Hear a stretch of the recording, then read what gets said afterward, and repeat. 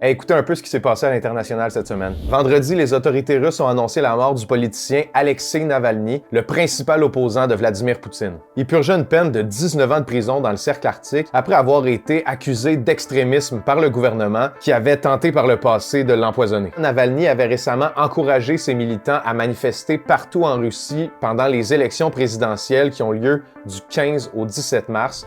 L'armée israélienne a commencé à s'attaquer à la région de Rafah, la plus au sud de la bande de Gaza. C'est là que plus d'1 million de Palestiniens ont cherché refuge depuis le début de la guerre. Des images satellites ont montré que l'Égypte, voisine de la bande de Gaza, aurait commencé à construire un mur à sa frontière. Ce serait potentiellement pour freiner l'arrivée de réfugiés palestiniens. Finalement, le procès de Donald Trump pour s'être interposé dans les résultats de la dernière élection américaine pourrait avoir lieu. Le président revendiquait une immunité pénale pour les élections qui s'en viennent, mais une cour fédérale l'a rejeté. C'est la Cour suprême qui va devoir trancher. Abonnez-vous au Devoir pour rester au courant de toute l'actualité importante. Salut!